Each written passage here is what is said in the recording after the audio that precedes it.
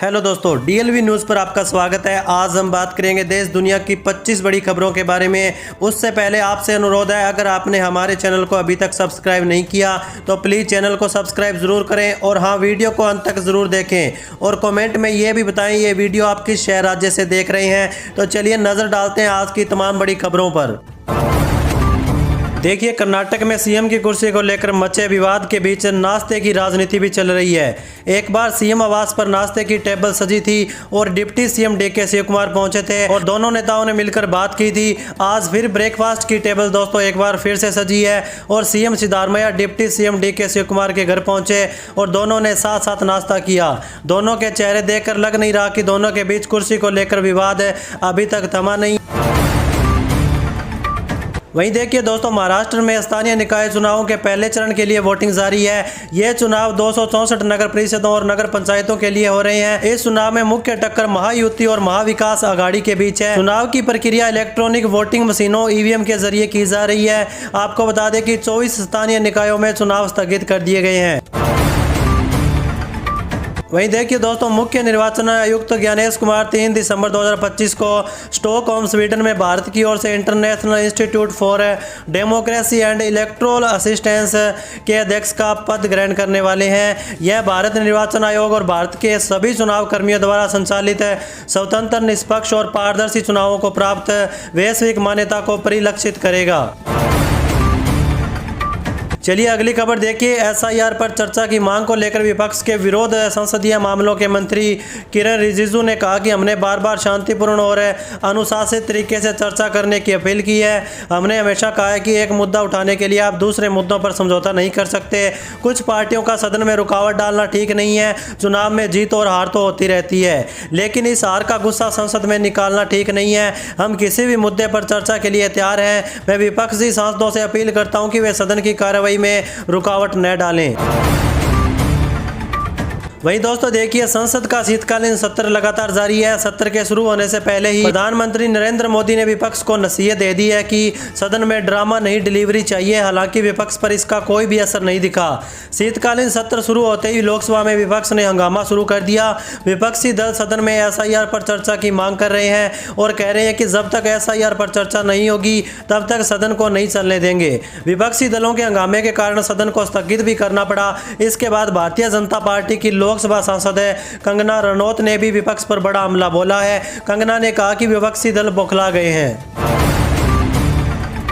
चलिए आगे बढ़ते हैं अपन खबरों में। देखिए, हरियाणा सरकार ने एक बड़ा प्रशासनिक फेरबदल करते हुए खेल विभाग के 2 शीर्ष अधिकारियों सहित 20 अधिकारियों के स्थानांतरण और तैनाती के आदेश जारी कर दिए हैं। यह कदम रोहतक और बहादुरगढ़ में बास्केटबॉल कोर्ट में लोहे के खंभे के गिरने से 2 युवा खिलाड़ियों की मौत के बाद राज्य के खेल बुनियादी ढांचे पर उठे सवालों के बीच उठाया गया है।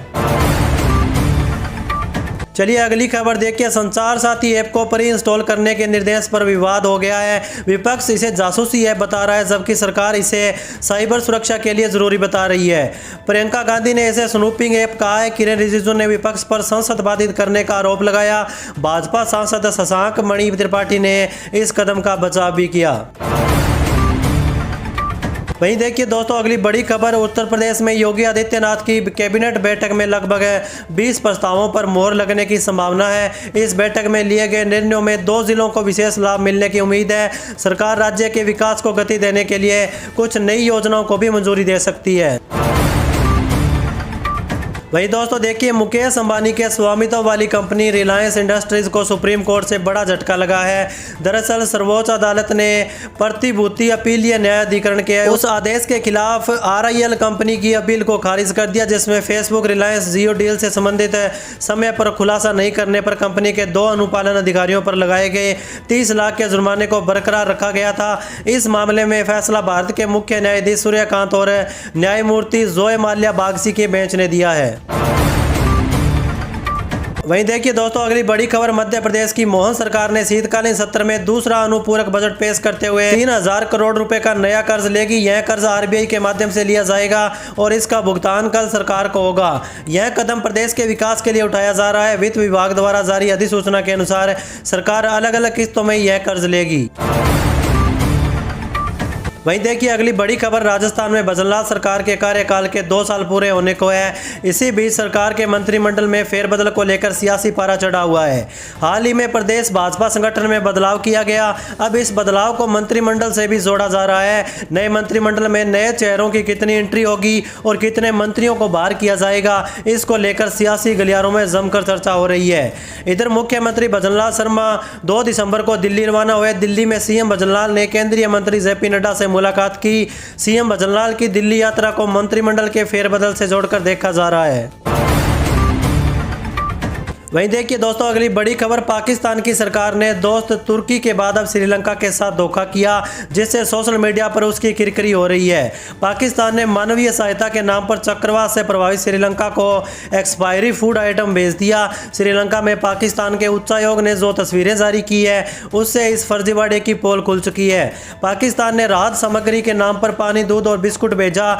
माइक्रो ब्लॉगिंग वेबसाइट एक्स पर इसकी तस्वीरें देखकर कई सोशल मीडिया यूजर्स ने पाकिस्तान की घटिया हरकत को पकड़ लिया। अब वे तस्वीरें शेयर करके कंगाल पाकिस्तान को बेनकाब कर रहे हैं। इससे जहां श्रीलंका की सरकार भड़क उठी है, वहीं पाकिस्तान को राजनयिक शर्मिंदगी उठानी पड़ी। चलिए दोस्तों अब आगे बढ़ते हैं अपन खबरों में। देखिए केंद्र सरकार ने अपने कर्मचारियों के लिए 8वें वेतन आयोग का गठन कर दिया है। इसके साथ ही कर्मचारियों के डीए यानी महंगाई भत्ते को मूल वेतन में मिलाने की मांग भी जोर पकड़ने लगी है।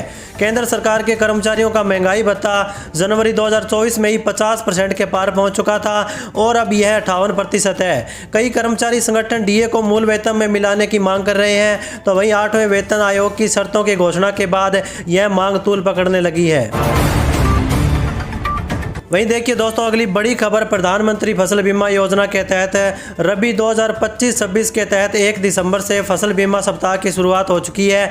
किसान अपनी फसल को प्राकृतिक आपदाओं से सुरक्षित करने के लिए आवेदन कर सकते हैं ताकि हर किसान इस योजना का लाभ आसानी से ले सके और अपनी मेहनत की फसल को प्राकृतिक आपदाओं से सुरक्षित कर सके। रबी फसलों के बीमा के लिए आवेदन की अंतिम तारीख 31 दिसंबर 2025 तय की गई है। किसानों को सलाह दी गई है कि आखिरी समय का इंतजार न करें, क्योंकि अक्सर भीड़ या तकनीकी दिक्कतों की वजह से कई लोग पीछे रह जाते हैं। समय पर किया गया बीमा पूरे सीजन में सुरक्षा का भरोसा देता है। वहीं दोस्तों अगली खबर देखिए, बिहार सरकार किसानों की आय बढ़ाने और गांवों में हरियाली फैलाने के लिए एक खास योजना लेकर आई है। ये योजना किसानों को पेड़ लगाने के लिए प्रोत्साहित करने के लिए बनाई गई है, जिससे खेतों में हरियाली बढ़ेगी और आने वाले समय में आय के नए रास्ते भी खुलेंगे। इसके लिए किसान अपने नज़दीकी वन विभाग की नर्सरी से आसानी से पौधे ले सकते हैं। यह योजना उत्तर बिहार के सभी जिलों के लिए मान्य होगी। वहीं देखिए दोस्तों अगली बड़ी खबर, कृषि वानिकी यानी कि पॉपुलर ईटीपी योजना किसानों के लिए एक बेहतरीन अवसर है। इस योजना के तहत किसान सिर्फ 10 रुपये की सुरक्षित राशि जमा कर पॉपुलर के पौधे ले सकते हैं। अब खास बात यह है कि अगर 3 साल बाद आपके लगाए गए 50% या उससे ज़्यादा पौधे सुरक्षित पाए जाते हैं तो सरकार आपको प्रति पौधा 60 रुपये की प्रोत्साहन राशि देगी। यह योजना किसानों को पेड़ लगाने के लिए प्रेरित करने के लिए चलाई जा रही है और किसानों के लिए अतिरिक्त आय का अच्छा साधन भी बन सकती है। चलिए दोस्तों अगली खबर देखिए, उत्तर प्रदेश पुलिस में भर्ती होने का आप सपना देख रहे हैं, उम्मीदवारों का इंतजार जल्द ही समाप्त हो जाएगा। UP police constable, jail ward, आरक्षी नागरिक पुलिस, पीएससी आरक्षी विशेष सुरक्षा बल, पीएससी महिला घुड़सवार जैसे पदों पर जल्द ही नोटिफिकेशन जारी होने वाला है। हाल ही में उत्तर प्रदेश भर्ती और प्रोन्नति बोर्ड ने भर्ती विज्ञापन जारी होने को लेकर नया अपडेट दिया है। भर्ती बोर्ड दिसंबर में इन सभी पदों पर विज्ञापन जारी करेगा। वहीं दोस्तों देखिए अगली बड़ी खबर, बिहार विधानसभा के स्पीकर प्रेम कुमार निर्विरोध चुने गए हैं। इस दौरान सदन में जय श्री राम के नारे लगे। इसके साथ ही सीएम नीतीश कुमार और नेता प्रतिपक्ष तेजस्वी यादव ने मिलकर उन्हें चेयर तक लाया गया। तो वहीं दोस्तों देखिए, केंद्र सरकार ने हाल ही में स्मार्टफोन कंपनियों के लिए निर्देश जारी किए हैं कि वो अपने सभी नए मोबाइल फ़ोन्स में संचार साथी ऐप को प्री इंस्टॉल करें। ठीक वैसे ही जैसे हम कोई नया फ़ोन लेते हैं और उसमें कुछ ऐप्स पहले से इंस्टॉल होते हैं, इसी तरह अब आपको नए फ़ोन में जल्दी संचार साथी ऐप भी कुछ इसी तरह से दिखाई देगा।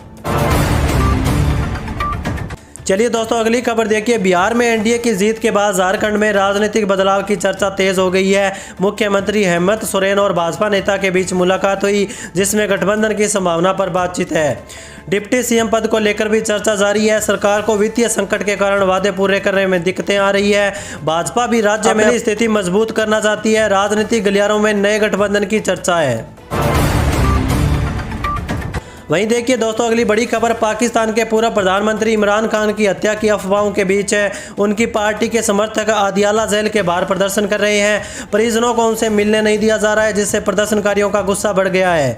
रावलपिंडी में धारा 144 लागू कर दी गई है, क्योंकि सरकार को पीटीआई समर्थकों द्वारा हंगामा खड़ा करने का डर लगा है। चलिए दोस्तों अगली खबर देखिए। महाराष्ट्र में स्थानीय निकाय चुनाव का पहला चरण मंगलवार को जारी हुआ, जिसमें 264 नगर परिषदों और नगर पंचायतों के लिए मतदान हुआ।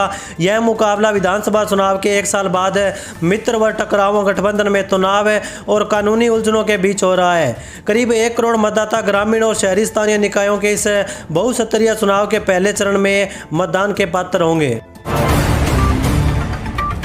वहीं दोस्तों देखिए अगली बड़ी खबर, रूस और यूक्रेन के बीच जंग जारी है। दोनों ही देशों की ओर से एक दूसरे पर लगातार हमले किए जा रहे हैं। जंग के बीच शांति के प्रयास भी जारी हैं, जिसमें अमेरिका सबसे बड़ी भूमिका निभा रहा है। अमेरिका की ओर से किए जा रहे शांति प्रयासों को लेकर अब यूक्रेन के राष्ट्रपति व्लादिमीर ज़ेलेंस्की ने भी सकारात्मक प्रतिक्रिया दी है। ज़ेलेंस्की ने कहा कि शांति योजना के मसौदे में हो रहे बदलावों के बाद अब यह बेहतर लग रही है।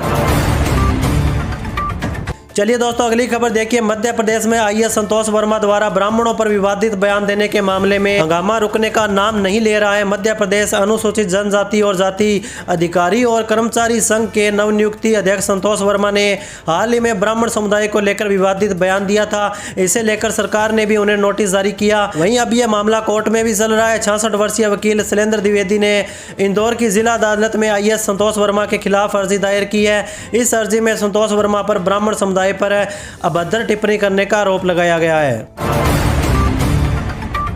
तो दोस्तों अब समय हो चुका है आज के मौसम अपडेट का। और हाँ, अभी तक आपने चैनल को सब्सक्राइब और वीडियो को लाइक नहीं किया तो प्लीज़ कर दीजिए। आपके एक लाइक कमेंट से हमें बहुत सहानुभूति मिलती है। और हाँ, बेल आइकन को भी दबा दीजिए ताकि सही समय पर सही खबरें सबसे पहले आपके पास पहुँच सके।